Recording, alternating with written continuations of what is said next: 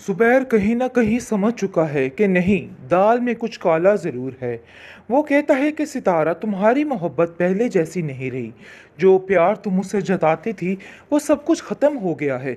आखिर किधर गई मेरी वो प्यारी सितारा, जिसको सितारा सुनकर कहती है कि नहीं, ऐसी कोई बात नहीं, आपको ज़रूर कोई गलतफ़हमी हो रही है। न जाने किसने आपका दिमाग भरा है और आपका दिमाग ये कहने लग गया कि मैं गलत हूँ। देखो, ऐसा वैसा कुछ भी नहीं है।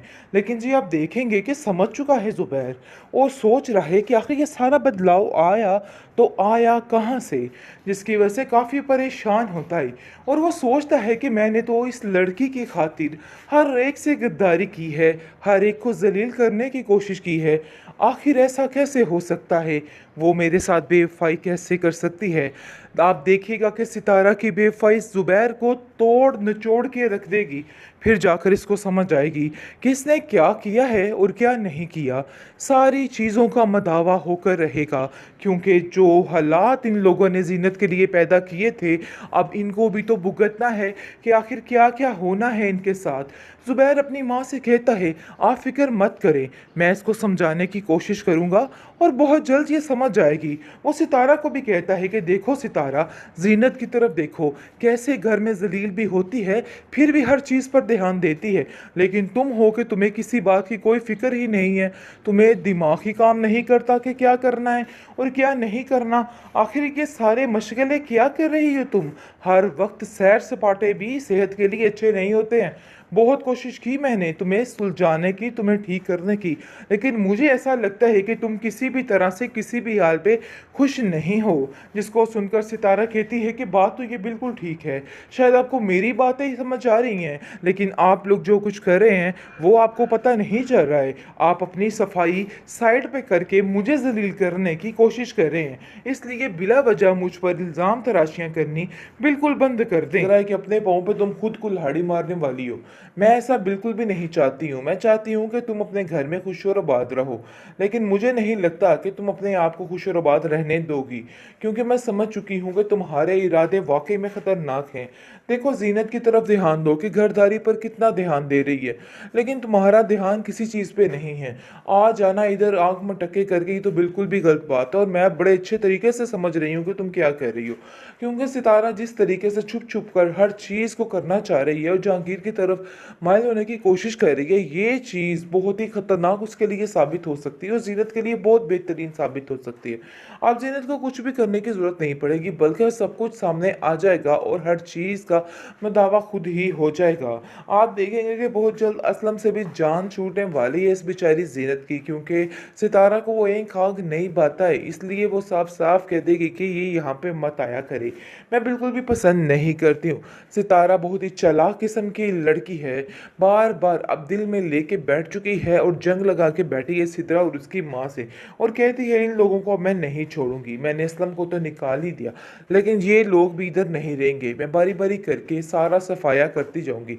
लेकिन ये है कि अब उसने अपना माइंड चेंज कर लिया है और वो कुछ और ही ख्वाब देखना शुरू हो चुकी है, जिसकी वजह से आप देखेंगे जी, उसके दिमाग में दूर दूर तक सिर्फ और सिर्फ जहांगीर की बातें रह जाती हैं। इसके अलावा कुछ नहीं, कोठी बंगले के अलावा उसको और कुछ याद नहीं आता है। और बाकी उसको रही बात ज़ुबैर की, और ज़ुबैर की हर चीज़ को भूल भुला चुकी है। उसके दिमाग में ऐसा कुछ भी बाकी नहीं रह गया है। उसके दिमाग में सिर्फ और सिर्फ यही बाकी रह गया है कि उसको अब क्या करना है और क्या नहीं करना, और अपनी अगली ज़िंदगी के लिए किस तरीके से हर चीज़ को हैंडल करना है। सिर्फ इन्हीं बातों को लेके वो हर वक्त सोचती रहती है कि वो क्या करे तो सारा मामला ठीक हो जाए। लेकिन जी, आप देखेंगे बहुत जल्द ये चीज़ भी सबके सामने आ जाने वाली। सो फाइनली आ गया कहानी में ट्विस्ट, क्योंकि अब जाकर अंदाज़ा हो रहा है ज़ुबैर को कि ये लड़की कुछ दाव पेच खेल रही है और बहुत ज़्यादा परेशान है इसकी वजह से। और कहता है कि मुझे साफ साफ बताओ सितारा, कि आखिर मसला क्या है? तुम इस घर में खुश क्यों नहीं हो? हम सब तुम्हें इतना प्यार देते हैं, लेकिन इसके बावजूद तुम पर कोई किसी बात का असर नहीं है। तुम्हें कितनी दफ़ा कहा है कि मेरी माँ को वक्त दिया करो, मैं अपनी माँ के बारे में एक लफ्ज़ भी बर्दाश्त नहीं कर सकता हूँ। जिसको सुनकर वो कहती है, कह रहे वाह, इतनी जल्दी रंग ढंग बदलेंगे, मैंने तो सोचा ही नहीं था। मुझे तो यकीन ही नहीं आ रहा कि आप लोग इस कदर घटिया लोग हैं कि अपनी आय पर कुछ भी कर सकते हैं। आगे से आप देखेंगे कि ज़ुबैर कहता है कि मेरी बातों का उल्टा मतलब मत निकालो। मैंने तुमसे साफ सी बात की है और मुझे साफ सुथरा ही जवाब चाहिए। इसलिए बेहतर यही है कि घर के मामलात को भी अब थोड़ा संभालो। बहुत हो गए चोंचले, बहुत हो गया प्यार मोहब्बत, अब तुम्हें ज़रा घर पे नज़र रखनी होगी। दूसरी तरफ आप देखेंगे जी, बहुत ज़्यादा सिदरा उस पर गुस्सा है और कहती है कि मुझे समझ नहीं आ रही सितारा कि आखिर तुम क्या कर रही हो। मुझे मामलात कुछ गड़बड़ होते हुए नजर आ रहे हैं। बेसिदरा, जो कुछ तुमने जीनत के साथ किया है तुम्हारे साथ भी तो वही होगा। आप देखेंगे कि जुबैर से कहती है कि भाईजान इस पे थोड़ा ध्यान दीजिए। मुझे ऐसा लगता है कि मामलात कुछ ठीक नहीं है और ये लड़की कुछ आपको ऐसा ना हो कि कल कला मुसीबत का सामना करना पड़ जाए। और मैं ऐसा बिल्कुल भी नहीं चाहती कि मेरा भाई किसी मुसीबत में फंसे। इसलिए बेहतर यही है कि आप भी ज़रा इस पर ध्यान दें। जीनत घर के काम कर कर के थक चुकी है। अब इसका भी फर्ज बनता है कि घर के कुछ काम कर ले। जिस पर आप देखेंगे कि जुबैर कहता है कि सिदरा, फर्ज तो तुम्हारा भी बनता है क्योंकि तुम भी इस घर में रहती हो। तुम भी कोई हाथ पांव मारा करो और काम पे ध्यान दिया करो। मुझे नहीं लगता कि तुम कुछ कर सकोगी। खैर, आप देखेंगे कि बहुत ज़्यादा टेंशन में आ चुके हैं सब, क्योंकि अब समझ आ रही है कि कहीं ना कहीं दाल में कुछ काला चल रहा है और इस लड़की के दिमाग में कुछ चल रहा है। इसकी चच्ची तो बड़ी परेशान हो चुकी है और सितारा को कहती है कि देखो बीबी, ऐसा ना हो कि कल कलाको को मसला बना के बैठ जाओ। मैं ऐसा नहीं चाहती हूँ। मैं चाहती हूँ कि तुम अपने घर में सुकून और सुखी रहो, लेकिन तुम्हारे इरादे मुझे कुछ नेक नहीं लग रहे हैं और ऐसा लग रहा है कि अपने पाँव पे तुम खुद कुल्हाड़ी मारने वाली हो। मैं ऐसा बिल्कुल भी नहीं चाहती हूँ। मैं चाहती हूँ कि तुम अपने घर में खुश और आबाद रहो, लेकिन मुझे नहीं लगता कि तुम अपने आप को खुश और आबाद रहने दोगी, क्योंकि मैं समझ चुकी हूँ कि तुम्हारे इरादे वाकई में खतरनाक हैं। देखो, जीनत की तरफ ध्यान दो कि घरदारी पर कितना ध्यान दे रही है, लेकिन तुम्हारा ध्यान किसी चीज़ पे नहीं है। आ जाना इधर आंख मटके करके, ये तो बिल्कुल भी गलत बात है और मैं बड़े अच्छे तरीके से समझ रही हूँ कि तुम क्या कर रही हो। क्योंकि सितारा जिस तरीके से छुप छुप कर हर चीज़ को करना चाह रही है और जहांगीर की तरफ माइल होने की कोशिश कर रही है, ये चीज़ बहुत ही खतरनाक उसके लिए साबित हो सकती है और जीनत के लिए बहुत बेहतरीन साबित हो सकती है। अब जीनत को कुछ भी करने की ज़रूरत नहीं पड़ेगी, बल्कि सब कुछ सामने आ जाएगा और हर चीज़ का दावा खुद ही हो जाएगा।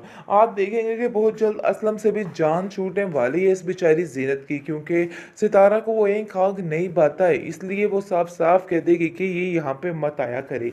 मैं बिल्कुल भी पसंद नहीं करती हूँ। सितारा बहुत ही चालाक किस्म की लड़की है, बार बार अब दिल में लेके बैठ चुकी है और जंग लगा के बैठी है सिद्रा और उसकी माँ से, और कहती है इन लोगों को अब मैं नहीं छोड़ूंगी। मैंने असलम को तो निकाल ही दिया, लेकिन ये लोग भी इधर नहीं रहेंगे। मैं बारी बारी करके सारा सफाया करती जाऊंगी। लेकिन ये है कि अब उसने अपना माइंड चेंज कर लिया है और वो कुछ और ही ख्वाब देखना शुरू हो चुकी है, जिसकी वजह से आप देखेंगे जी, उसके दिमाग में दूर दूर तक सिर्फ और सिर्फ जहांगीर की बातें रह जाती हैं। इसके अलावा कुछ नहीं, कोठी बंगले के अलावा उसको और कुछ याद नहीं आता है। और बाकी उसको रही बात जुबैर की, और जुबैर की हर चीज़ को भूल भुला चुकी है।